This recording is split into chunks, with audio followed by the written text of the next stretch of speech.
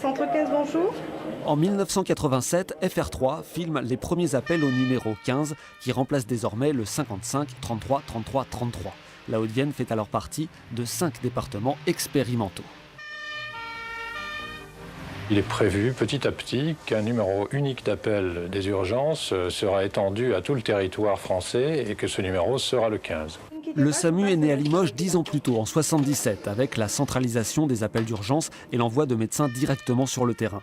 Aujourd'hui, Pierre Feiss, le fondateur, en parle comme d'une aventure. Il a fallu s'imposer. On avait peint de camions, enfin, tout ça était un peu bricolé, mais ça a permis au moins d'imposer l'image du service. Les gens nous voyaient passer dans Limoges et on s'est dit qu'au bout de 2 ou 3 mois, quand les gens auraient pris l'habitude d'appeler le SAMU en cas d'urgence, la population n'admettrait pas que ça s'arrête, quoi. Étape suivante, l'arrivée d'un hélicoptère en 1989 pour intervenir plus rapidement, l'aboutissement de périlleuses négociations. Quand l'ex-premier ministre, qui est maintenant ex-président de la République, M. Chirac, s'est cassé les figures en Corrèze, le préfet m'avait demandé de trouver un hélicoptère dans une autre région sanitaire.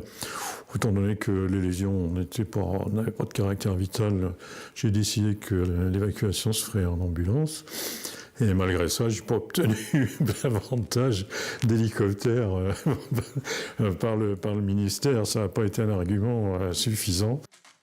Novembre 2016, une nouvelle ère. Le SAMU déménage dans de nouveaux locaux du CHU, plus vastes et plus modernes. Ils accueillent les assistants de régulation, les médecins urgentistes et en plus des généralistes la nuit et le week-end. À côté de cette salle de régulation, vous avez 2 salles de crise et une salle de cours de conférence. Dans ces salles de crise, on peut gérer une crise de plusieurs heures, genre accident de car, genre attentat.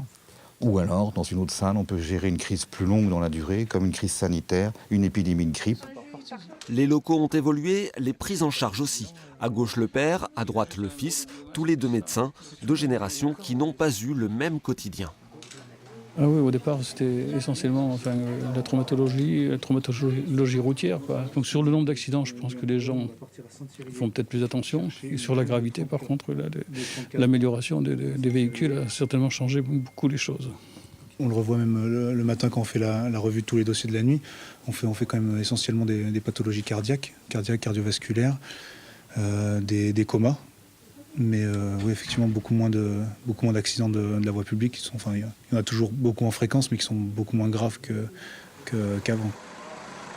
Difficile de dire à quoi ressemblera le SAMU dans 40 ans. Sans doute une médecine d'urgence avec de la télémédecine et des vidéos en direct du terrain. À plus court terme, le SAMU de Haute-Vienne disposera bientôt d'un nouvel hélicoptère, plus grand et toujours plus efficace.